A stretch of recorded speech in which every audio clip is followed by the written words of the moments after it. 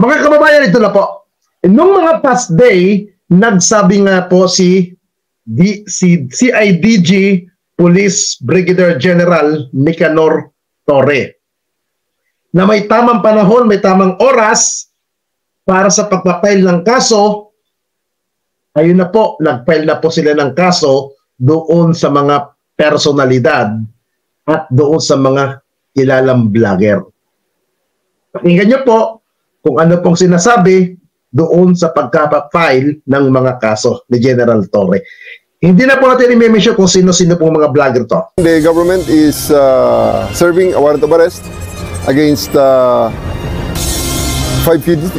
fugitives and they're preventing us from doing so. Naghaay ng reklamong sedition at inciting to sedition ang Philippine National Police Criminal Investigation and Detection Group o PNP-CIDG laban kay Attorney Israelito Torion na abogado ng religious leader na si Apollo Kibuloy.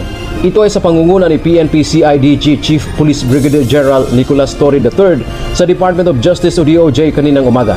Kasama rin sa mga respondent o inirereklamo ang SMNI hosts na sina Lorraine Badoy, Jeffrey Eric Celis, isang kilalang vlogger at 8 iba pa.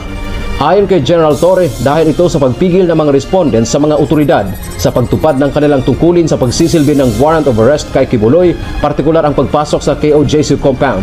Nagkaroon din ng tensyon sa pagitan ng mga otoridad at mga miyembro ni Kibuloy. Well, that will be thrashed out na sa ating formal investigation, ano? Pero initially, ang mga knowledge namin doon, ang kanilang mga ginawa, like calling on the people to rise against the government, to prevent the police from serving the warrant of arrest, and many others. Binigyang diin pa ng opisyal na ang sama-samang pagkilos ng mga respondent ay pasok sa sedition at inciting to sedition. Naniniwala ang PNP-CIDG na lalabas naman ang lahat kapag nagkaroon na ng formal na investigasyon. Yun. Narinig nyo po na nag-file na ng kaso, opisyal na po. Alam nyo po mga kababayan, yung ginawa po nila doon sa pagkakahuli kay Pastor Apollo Kibuloy ay hindi po isang makatao po yun. Bakit? Unang-una, meron pong warrant of arrest ang grupo ni General Torre para iserve ang warrant, pero ang ginawa ng mga taong nakapalibot kay Kibuloy, pilit silang hinarangan. Pilit silang pinagtatabuyan bagkos para itago si Kibuloy. Di ba? At maliban pa po dyan kung ano-ano pa pong panlalait ang ginawa nila kay General Torre. Sino-sino ba itong mga vlogger na mga nanlait? Diyan si Dada, si Bakulaw, si BMR, si J. Guevara, Bisdak Pilipinas, Master Judy yang Supot. Yan. Yan ang mga walang hiya kay General Torre na kung ano-ano ang pinalabas sa social media, pambababoy, pangwawalang hiya, at yung kapatid ni Kupal ni Banatbay na si Oli. Ganyan sila kagago. Ngayon mga kaibigan, ano ang magagawa ng kanilang mga boss ngayon? Unang-una si Kibuloy, problemado sa kanyang mga kaso. Tutulungan niya bang mga to? I think ang mas uunahin ni Kibuloy na tulungan ang kanyang sarili kung paano niya malalagpasan ang kanyang impyernong kinalalagyan. Kasi i-priority yung mga vlogger na total, bayaran kayo eh. Yung binayad ba sa inyo ay sapat ba para sa pagkaano ng mga kaso na yan? I think so, hindi kasya. Kukulangin pa yan. Di ba? Kaya nga kanina, ang dami kong kausap ng mga vlogger. Sabi nga sa akin ng mga kaibigan natin vlogger, ayan na ang regalong pamasko sa inyo ni General Torre. Ayan na po ang pamasko sa inyo ni General Torre. May nag-comment pa nga doon sa isang GC namin, putang ina, gagayahin na nila si Kibuloy, magtatago na rin ang mga yan. Diyos ko po. Ha? Sino kaya mga, ako hindi ko mapangunan kung sino yung mga vlog, pero kilala ko ng mga to eh. Kilala ko mga vlogger na to.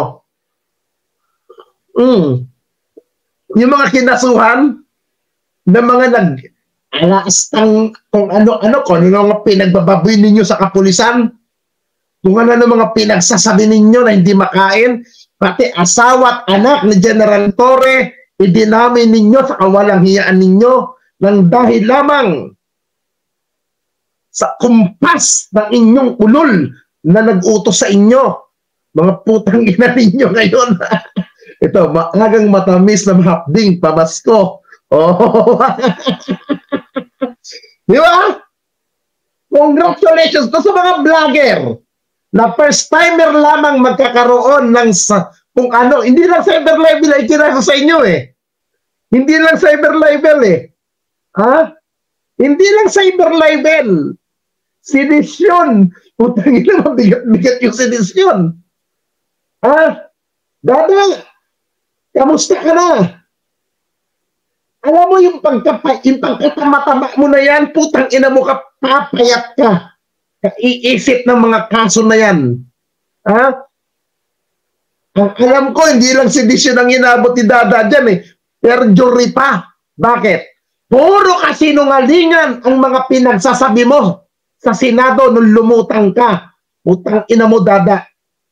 Ha? Bakit perjury? Nag-oath ka sa Senado. Ha? Nanumpa ka sa Senado. Kaya perjury yan, putang ina mo. Ha? Sa tingin nyo, tutulungan kayo ni Senator Bongo? Matutulungan kayo ni dating Pangulong Duterte? Eh, may mga problema din ang mga taong yan. Kung paano nila masusolusyonan ang itong kinasasangkutan nila na problema. Ha? Mas iisipin ng mga personalidad na dinipensa ninyo na mas unahin nila ang sarili nilang problema kaysa sa mga problema ninyo. Yan ang sinasabi ko sa inyo. Marunong kayo sumayaw sa tugtog. Ha? Palibasa kasi, ang inatupag ninyo, yung palipad ng mga follower, sa tingin nyo, mga kaibigan, sa mga kapwa ko vlogger, kahit sa katutak ang follower ninyo, kahit sabihin ng follower ninyo, go, go, go, go, nakasuporta kami sa inyo, putang ina ninyo. Yung sinasabi ng mga manunood natin, yung sinasabi ng mga viewer natin na sila'y nasa likod natin pag nagkaroon ng problema, tarantado, hindi ka maliligtas ng mga salita na yan. Ha? Ako sang katutak na rin ang naging cyber level ko. Pang-ina, yung nagsasabi dati sa akin, sige ninyo, nasa likod mo ako, susuportahan kita sa lahat ng laban mo. Ano nangyari? Nga nga. Tapos sasabihin nyo ngayon, ha? Ito, tama ang sinabi nito. Ito. May nag-comment, ito. Tama ito sinabi ninyo. Sa lahat ng kinasuhan ni General Torre, certified vlogger na kayo. Oo. Certified vlogger na kayo. Congratulations sa inyo, mga puki ng ina ninyo. Ha? Kababayan, dito po sa sinasabi na ipinailan ng kaso ng CIDG, ano po ang inyong reaction dito?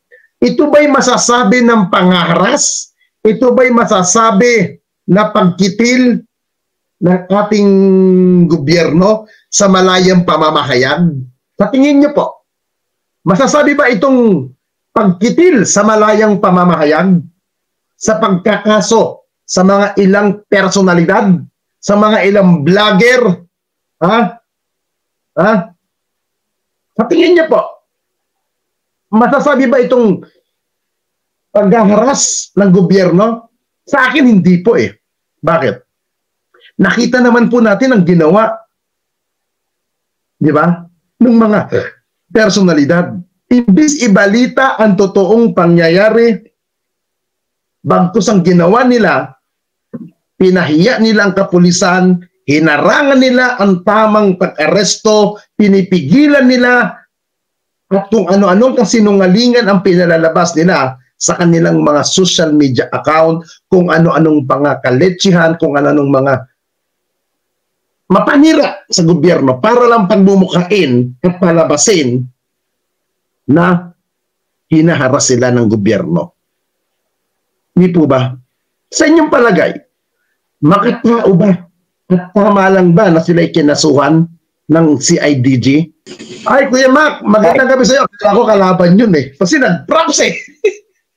Si Mang Ganer, lagi nanonood sa atin yan.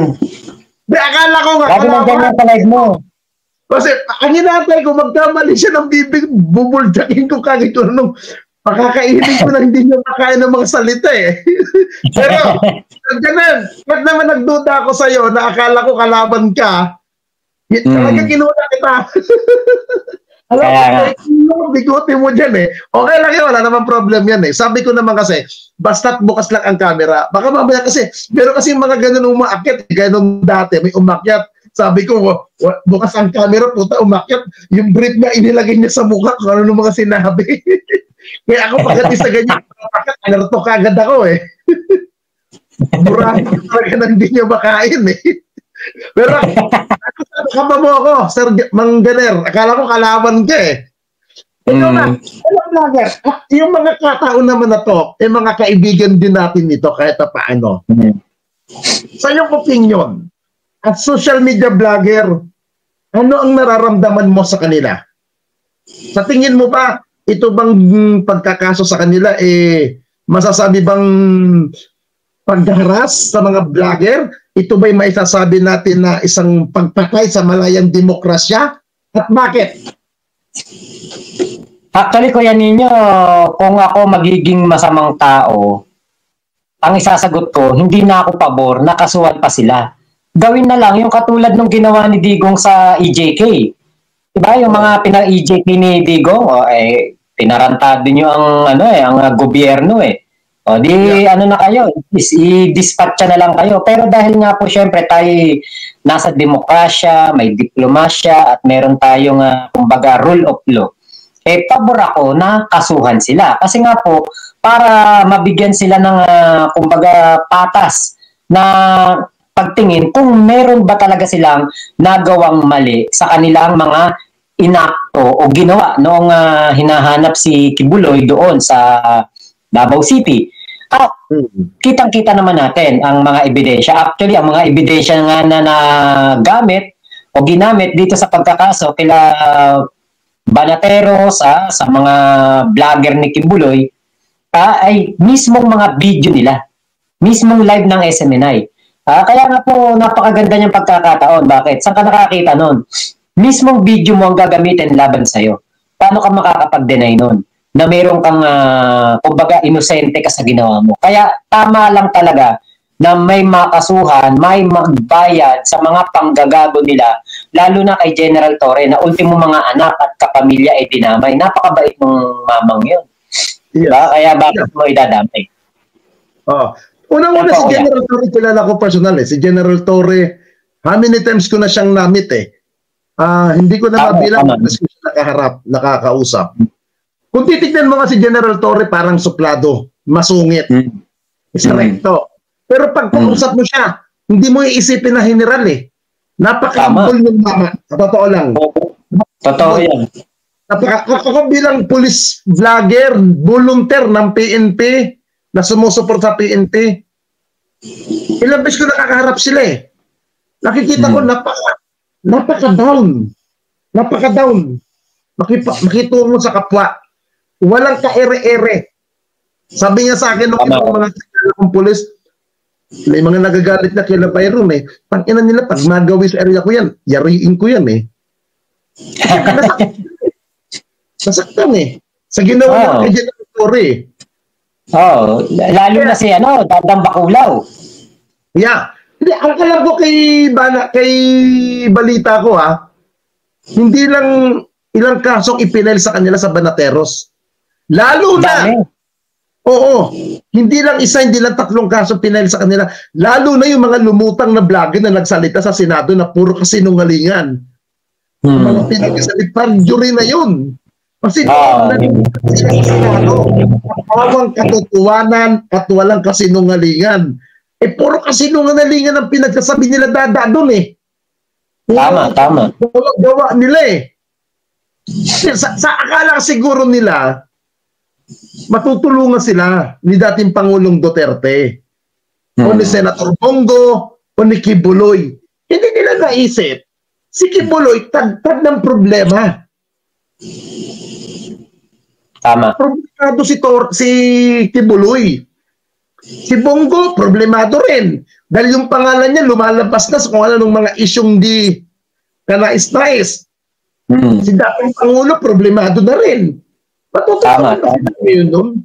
Ngayon, yun ang pag-isipan nila.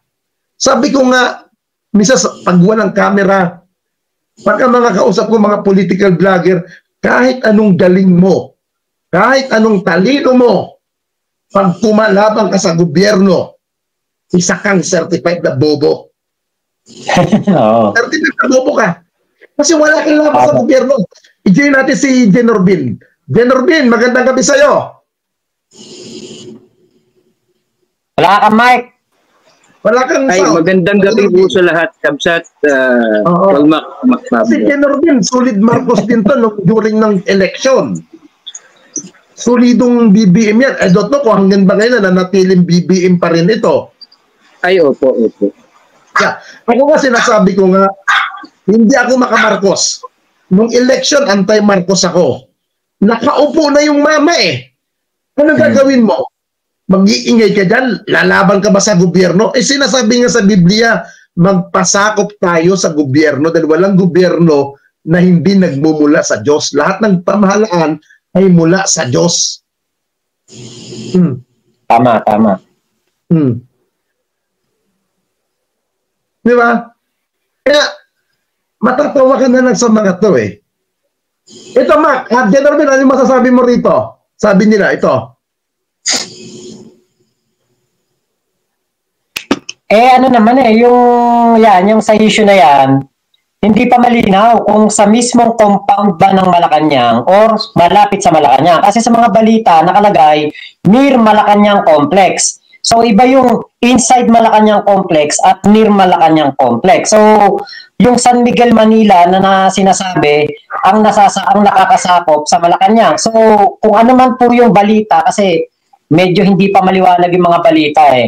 Abangan natin yung balita ng GMA, ABS-CBN, News 5 para malaman natin yung eksaktong balita kung sa mismong loob ba ng Malacanang or sa labas ng Malacanang nagkaroon ng paghuli. Yun lang ang masasabi ko dyan. Kasi sa balita, hindi maliwanag eh. Iba-iba eh. GMA sabi sa Malacanang Complex. Daily Tribune sabi near Malacanang Tala. So ano ba yung totoo? Yun ang inaabangan ko dyan.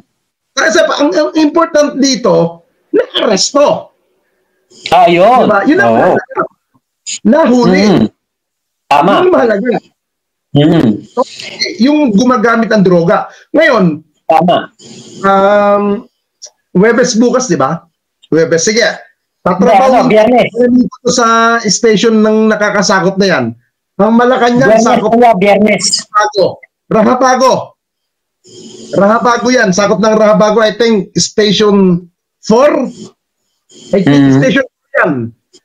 Ang nakakasakop niya sa San Miguel. Ng Malacanang Police Station, sakop ng Rahabago yan. Sige, aalamin ko bukas yan. Sa MPD headquarters. Pero ako naniniwala naman ako. Yung kakainan, sinasabi nila, droga-droga sa Malacanang. Kinokonek nila kay Pangulong Marcos yan. Di ba? Pilit nila ikinokonek. Bakit naglabas sila ng video? Halakado naman na inedit-edit, pinamukha na si Pangulong Marcos. Bakit sa una pa lang hindi nila nilabas yan during campaign?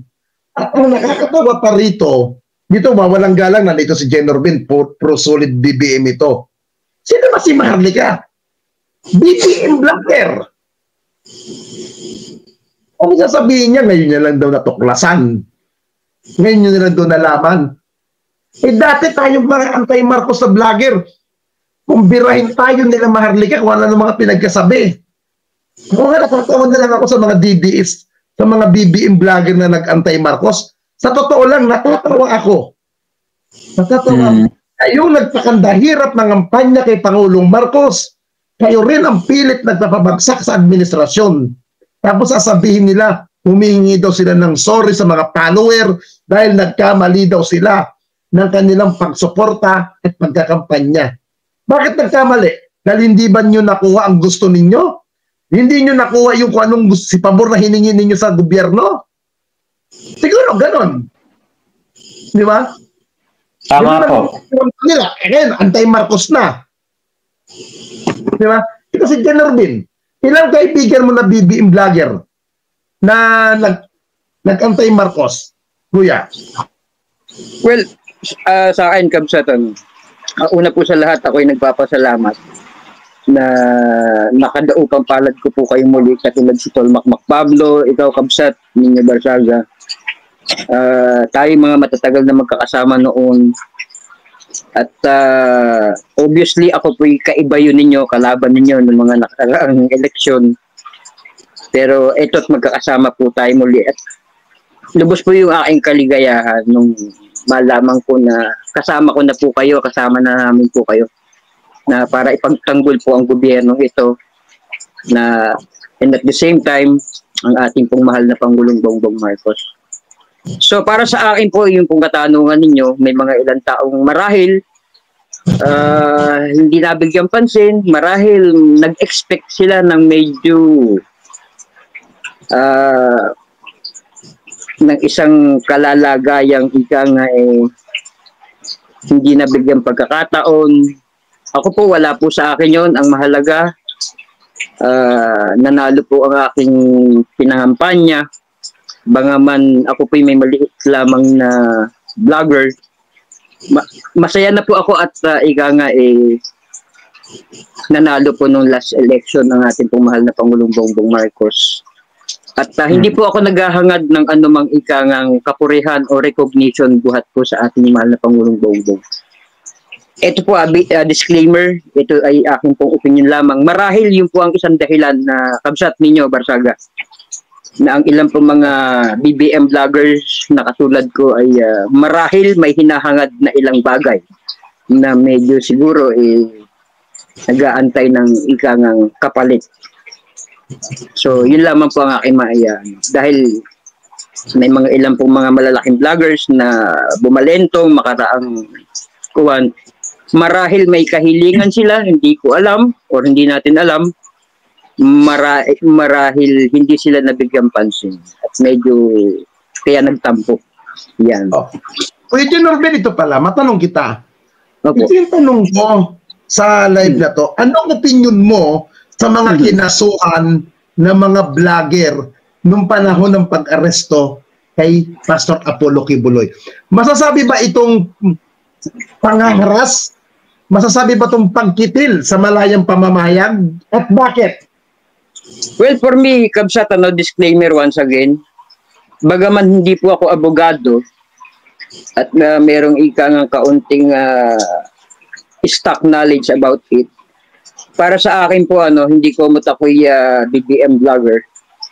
Malinaw naman po at pangitang-pangita na obstruction of justice ang ginawa po ng ating mga kasamang vlogger na especially na mga ayaw sa ating administrasyon at ayaw sa ating mahal na Pangulo. Pangitang-pangita na masyado silang nag-cross the line. That supposedly being a vlogger ay dapat hanggaron lamang ang ating ang ating partisipasyon. Ngunit ang ilang pong mga vlogger na laban sa ating mahal na Pangulo at sa ating administrasyon ngayon ay marahil gusto nilang magpapansin at ipakita na they are capable to fight our government. Now, which is, it's not acceptable in the eyes of our law, the existing law of the Philippines. Yun lang po ang aking nakikita. Para sa akin, nararapat lang po. Kung ako po ang lalagay sa katayuan nila at kung ako ay nakapagmalabis laban sa ating pamahalaan, haharapin ko pong maluwag kung ano pong ipapataw na kaparusahan o violation ng ipapataw sa akin. Marami naman po, Kabsat ninyo, Tolmac Pablo. Hindi natin kailangan maging abogado para maunawaan ang naging violation ng ilan nating mga kapwa-vloggers. Yeah. Marahil kaakibat na roon na gusto nila magpasiklab. Yeah. Yun lang po, yun ang akin. Pero in fairness, Jen Orbin, napakaganda ng sinabi mo. Napakaganda. Hindi, totoo naman sinabi mo eh. Kasi unang-una, Opo. lumagpas sa malayang pamamahayag eh. Lumagpas sila. Kahit saan mo baliktarin ang mundo, may warrant of arrest yung tao. Correct. Kung suporta ka, diyan ka sa tabi. Di ba? Diyan ka sa tabi ka lang. Manood ka lang kung paano arrestin yung iniidolo mo. Di ba? Pati ba naman asawa at anak, dinamay nila yung pamilya ni General Torre. Di ba? Kung ano masasakit na salita na di makain, di mawari ko ano nung pinagkasabi nila. Tama. Saka po yan ninyo, may dagdag ko lang sila ay hindi KOJC members. Hindi sila KOJC. Ngayon, Yeah. Taga-Luzon sila, Taga-Luzon. Pumunta sila ng Mindanao para ipagtanggol si Kibulo. Ngayon, pagdating nila doon sa loob ng KOJC, di ba asta nila, kala mo sila kung sino, meron dyan ang gigising ng mga pulis na natutulog, namamahinga, meron dyan ang babastos ng mga pulis. Ngayon, malinaw na malinaw eh. Kaya kayo, from Luzon, dinala kayo sa KOJC compound para i-obstruct ang mga kapulisan sa kanilang operasyon, sa paghahanap kay Kibulo. Ngayon, isang kaso nila doon is obstruction of justice. Ngayon, sumobra pa sila sa obstruction of justice. Ano yon? Nananawagan sila ng sedition. Yung talagang kanilang inciting to sedition na yan, na kaso, kitang-kita. Saan ka ba naman nakakita nun? Pinapanawagan mo sa mga Pilipino na lumabas na sa kalsada, lumabas na sa EDSA, lumabas na kung nasan man yung mga miyembro ng mga kulto ni Kibulo at sumama na sa kanilang pinaglalaban. Doon pa lang inciting to sedition na yon. Tapos, meron mga nagsasalita dyan na iatras na ang kanilang suporta kay PBBM. Pinapanawagan din nila yan. So, ang kanilang dyan, kaso yung inciting to sedition, yung obstruction, meron pa sila yung, nakalimutan ko yung isang kasong sinabi ni General Torre sa kanyang interview So, nasa 3 ang kaso na maliwanag na makukuha nila. Puwera pa yung mga naiimbestigahan pa hanggang ngayon na makikitang meron silang paglabag baka yung dagdag na rin yun, yung pambabasta sa men in uniform, 'di ba? Yung pangbabalahura sa mga kapulisan, baka dagdag pa yun, baka kasama pa yun. Kaya ito, kumbaga, wake up call to sa lahat ng vlogger. Alam niyo, sa totoo lang, sabi ko nga, si Kuya Nino dati, maka-Duterte yan. Ako dati, sumusuporta din kay Duterte dahil nga siya ang presidente na akala ko napakagaling. Buti na lang talaga, nalaman ko na binaon tayo ni Digong sa utang. Buti na lang talaga, nakinig ako kay Yorme. Kasi kung hindi, baka kasama ako doon. Baka pinagtatanggol ko si Digong at pinapinawagan ko din.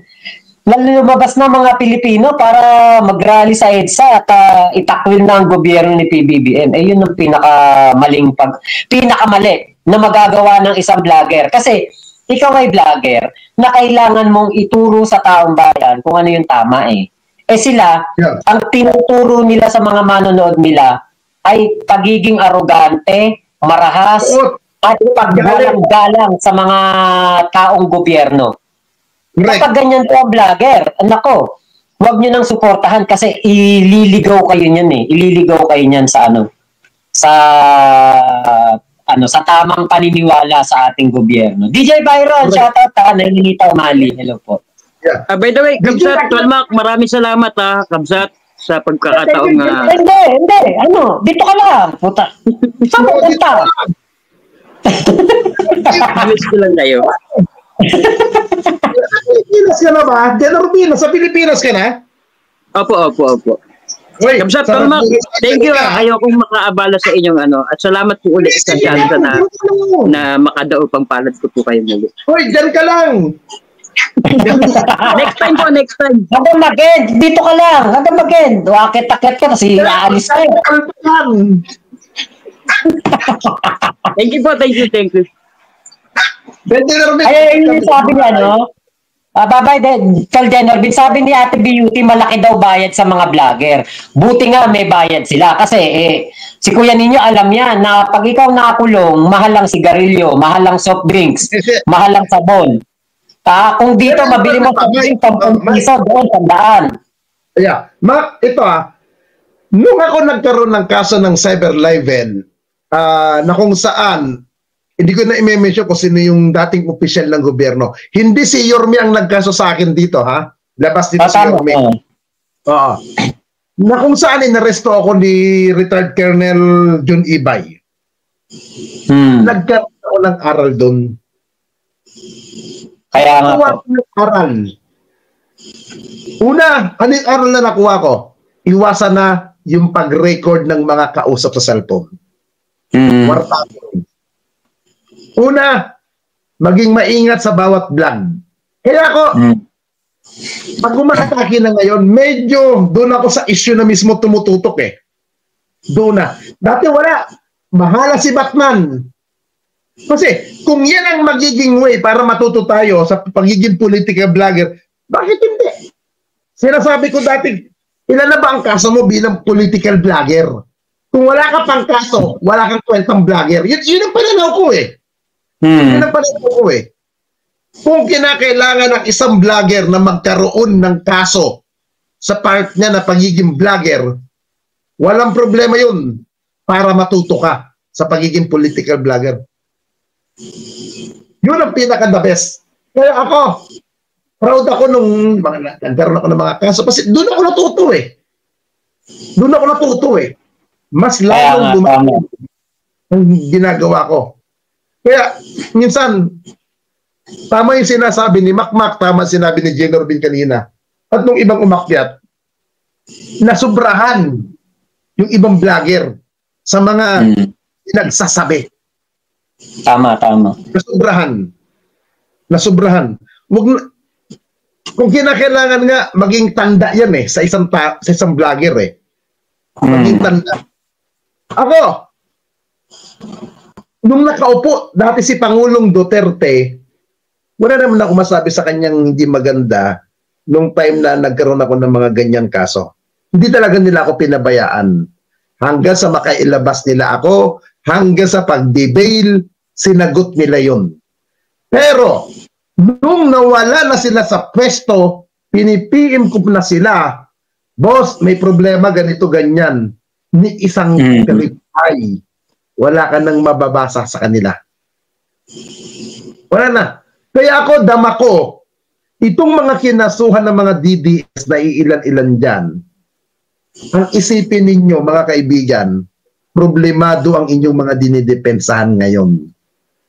Namumroblema sila dahil kinakalkalan lahat ng kabalastugan nila na lumalabas ngayon sa Kongreso, sa Senado. Sa palagay ninyo, kayo ba'y matutulungan ng mga yan? Unang-una, wala sila sa pwesto. Wala sila sa poder para i-priority nyo na tulungan. Wala. Tama. Sabi ko nga, kahit anong talino mo, anong galing mo, pag ang vlogger ay lumalaban sa gobyerno, napakalaki mong tanga. Napakalaki mong buo. Totoo lang. Oy, speaking of God first, buti naalala ko. Total, kapag-message na ako kay Yorme kanina. Kay Mayor, kay dating Mayor, Manila Mayor, Moreno. Birthday niya ngayon, araw na to, birthday niya. Happy birthday, Mayor. Happy birthday. See you soon. Kasi kanina, kachat ko siya kanina eh. Binati ko siya. Binati ko si Yorme. Bati na greeting ha. Baka sabihin, anong bating ginawa mo? Baka sabihin, ginakul ko. Walang ganun. Para malinaw. May mga sinabi. Kaya ninyo yung sinabi mo na uunahin ba sila, sikasuhin ba sila ni Kibuloy? Hindi sila uunahin yan, Diyos ko. Hindi, kuya ninyo, bayad sila sa ginawa nila. Diba? Bayad sila. Alangan namang ako. Binayaran ko sila para ipagtanggol ako. Bayad kayo eh. Wala akong pakialam sa inyo kung paano diskarte nyo sa pagtanggol. Ito sabi nga nito, syempre Kap, uunahin nila sarili nila kaya sa mga vlogger nilang nakasuhan. Correct! Diba? Ikaw ba? Halimbawa, nakasuhan ka, tutuloy mo ba yung kapabu-vlogger kung ikaw yung nakasuhan ka din? Di ba uunahin mo yung sarili mo? Kasi Tama, oo. di ba? Kung paano mo malulusutan ang punyet, ang problema na yan. Alam niyo mga kaibigan, ang sakit sa ulo. Totoo lang, hindi biro ang magkaroon ka ng cyber libel o kaso. Totoo lang. Napakasakit sa ulo niyan, mga kababayan. Nasubukan ko na. Subok ko na ang sakit ng ulo na sinasabi ko. Subok ko na. Di ba sabi nga niya, no? Sabi ni Dadang Bakulaw, kasi tinapik niya yung pagpunta ko kay General Torre, yung nag-interview ako ng konti kay General Torre. Tapos ako dun sa live niya, hindi ako pinapansin. Tapos nakita ako ng mga moderator niya doon, binlock ako. Sandali. Ito tanong ni Sydney. Doktoran lang. At tanong ko lang, ano ang mga challenge nung nakulong ka before dahil sa cyber level nung kaso, before nakasuhan rin ako nung nasa school ako. Alam mo, yung sinasabi mong anong challenge sa akin nung panahon ni dating Pangulong Duterte, ang totoo po niyan, wala. Wala. Yung po totoo, wala. Hindi po ako nakulong nung mga panahon na yon. Bakit? Kahit may warrant ako, ilang general ang tumawag. Ilang opisyal ng Malacanang ang tumatawag. Kay Colonel John Ibay. Ilang opisyal na matataas, ilang opisyal ang dumadalaw sa akin smart ang madaling araw. Pagsarado ang Manila City Hall. Hindi po ako nakakulong dun. Nasa isang kwarto po ako inilagay na naka-aircon na maayos. Abogado ko po, galing Malacanang, na inaaway ko pa noong mga panahon, natatawa nga sa akin si Colonel Ibay Kaya na kaninyo, abogado mo, minumura mo. Hindi pa sinakuro na ako dito. Pinapalakad na yan. Ito totoo. Yan pag totoo niyan. Hindi po ako nakulong. Araw-araw may Starbucks akong malaking kape. Hindi lang ako nakakalabas ng building doon. Pero hindi po ako nakakulong. Alagang-alaga po ako doon. Alagang-alaga ako. Dari mo mula sa chairman ng Napolcom noong panahon ni Vitiliano Aguirre. Chairman ng Commission Napolcom, pinapupuntahan ako araw-araw. Nandun po yun. Pinapaabot parati sa akin sobre. Malacanang nandun parati. Hindi po ako. Kaya sinasabi ko magandang mag-alaga ang mga Duterte sa vlogger. Nung panahon po nila. Nung panahon po nila yun. Kasi ang akala kasi nga ng iba, si Yorme ang nagkaso sa akin doon. Hindi. Hindi po si Yorme para sa Kalinawan. Hindi po si Isko Moreno ang nagkaso sa akin. Yan po ang totoo. Yan po ang totoo. Hindi si Isko Moreno ang nagkaso sa akin doon. Hindi nagkaso. Nagkataon lumapit doon kay Colonel Ibay yung mga complainant. Kaya po tinrabaho po ako sa Baguio. Hindi po si Yorme ang nagkaso. At natatandaan mo ba, Ma? Ilang araw na ako, doon tuwing umaga nagla-live ako. Sabi, oy, mga putang ninyo mga basher. Ito, nakakulong ako rito. Sinasabi nyo, naka-Starbucks. May mga sigarilyo ako rin. Naalala mo yan yung mga video kung yun na nakadetain ako doon? Nakakulong sa mga vlogger. Kaya sila isis nyo. Silang totoo yan. Alam niyo nila Rocky Rocha. Kulong ako, hindi halos Balboric. Natuto sila Rocky. Nakikipag-video call ka ako sa inyo noon Hindi mo lang nagsawa ako sa lalaki noong mga panahon na yung bakit ka mo. Noong ako nakadetain doon sa isang kwarto, nakasama ko puro pulis na gwapo na natutulog din sa isang kwarto. Noong panahon ni dating Pangulong Duterte, may mga pasok na mga gwapo. Papasok ako ng selda para malandi ko yung mga gwapo doon. Tapos lalabas na ako pag nalandi ko na. Yun ang totoo niya. Sinasabi nila si Yorme, hindi po si Yorme ang nagkaso sa akin doon. Hindi ho. Mali po kayo. Magpakita kayo ng document na si Mayor Isko Moreno ang nagkaso. Hindi po siya. Walang record ang court sa amin na kinasuhan niya po ako. Sadyang si Yorme, kahit naman binalahura ko, kahit ginanon ko yung mama, bedma siya sa malayong pamamahayag. Hinahayaan ng umatungal ka ng umatungal. Yun ang ano ni Yorme. Bahala ka, demokrasya tayo. Pabahala. Pero okay kami ni Yorme. Nung election, nasa kanya ako. Presidential election, nasa kanya ako. Kaya kasama ko si Macmac Pablo. Maayos ang trato sa amin doon. Maayos. Pero kahit naman nung panahon na yon na nasa Isko group ako, tuloy ang alawan sa akin ng Duterte administration noon. At hindi ako binayaran ni Yorme doon. Duterte administration ang nagbabayad sa akin doon habang nandoon ako sa kampong mga kay Yorme. Si Macmac wala. Kasi si Macmac hindi pasok sa DDS noon. Kaya kasi nasabi ko, Mac, doon sa mga atake sa akin ng mga DDS, tiyakin nila na sila ay pasok sa compound mismo ng Duterte social media. Pasok sila. Hindi yung nakaharap lang nila si Digong nung nakaraan. Pinako na nilang DDS kagad sila na vlogger. Eh, kaya naman nagsulpong ng mga yan, Diyos ko. Kaya nga tatawa ako eh. Papasok pa lang sila, nakalabas na ako. Paano, Kap? Salamat sa pagpapakit mo sa atin. Beauty, hello. Yeah, magdakol ka na uli, Macmac Pablo. Salamat, Kuya Ninyo. Shoutout po sa lahat ng mga manonood ni Kuya Ninyo. Bye-bye. Salamat po. Thank you. Yeah. Iyon. Yeah, si Macmac Pablo, kaibigan ho natin yan, mga kaibigan. Totally si Macmac Pablo, nakilala ko yan. Na-meet ko in person yan. Jensan. Ay hindi. Cotabato ata, sa South Cotabato. South Cotabato ko siya na-meet. Tapos kasama kami sa Jensan, yan. Maguindanao, Sultan Kudarat, yan. Hanggang sa pagbalik ng Jensan, balik na ako ng Manila, hindi na kami nag-meet yan. Hanggang na pumunta silang Metro Manila, hindi pa kami nag-meet yan. Nagkasama kami ni Macmac Pablo as vlogger.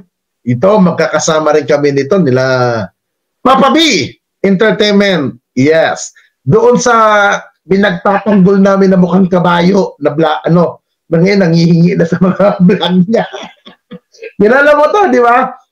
Yo, what's up mga tropa peeps? So, napanood niyo naman po diyan, di ba? Si General Torre po ay nagkaso na nga po talaga sa mga vloggers na pinipigilan sila, kinakalaban sila noong mga panahon na etong si Kibulok ay pinaghahanap doon po sa KOJC compound. Sa totoo lang po, sa aking hinala, alam ng mga vloggers na yan na nandoon si Kibulok sa loob ng KOJC compound.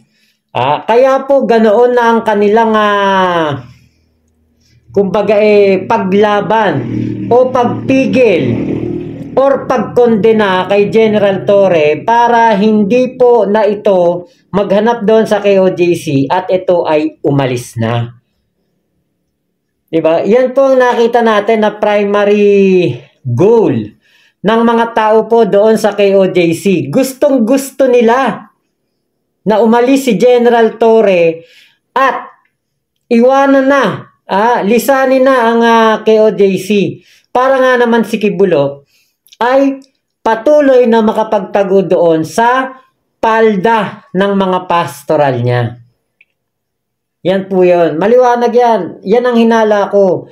Kasi hindi naman sila magtatanggol ng ganon. Hindi naman sila makikipaglaban ng ganon sa mga kapulisan para sa wala. Diba? It means, alam nila na nandoon. Itong si Kibulok. Actually po, hindi nga po ako, kumbaga parang satisfied. Diyan po sa nangyari na yan na itong mga vlogger lang ang makakasuhan. At yung mga tauhan lang ng KOJC. Kasi kung maaalala ninyo, etong si BP Sara, isa rin yan sa nagkaila na nagsabi na wala na daw si Kibulok doon sa KOJC at nasa langit na. Sinabi rin ni Digong, alam niya kung saan nagtatago si Kibulok. Nandyan lang daw yon, pero secret lang daw. Tapos, yung LGU po ng Davao, yung mayor nagbigay ng permit para po makapag-rally itong mga kulto doon lamang sa bakuran ng KOJC, pero lumabas po doon sa highway. Sinara nila yung kalsada, pero wala pong ginawa ang LGU. Walang ginawa ang mayor. So, dapat makasuhan din yung mga tao na yan. Dapat po magkaroon ng panibagong investigasyon kung makita kung meron pong mga pananagutan ang mga personalidad na yan. Kasi yung mga vlogger, alam niyo sa totoo lang, yung iba dyan mga kaibigan ko, nakakaawa din na dahil sa ginawa silang mapusok ginalit sila, inano yung kanilang mga sarili, inihambalang nila yung kanilang mga sarili para dito kay Kibulok, tapos kaso po ang kanilang mapapala. Ngayon, si Kibulok tagtad ng kaso. Yung mga nagtatanggol kay Kibulok, kinasuhan din. Yung abogado, kinasuhan. Diba? So, sino nga tutulong dito sa mga vlogger na ito? Alam ko po na meron pong army of attorneys etong si Kibulok.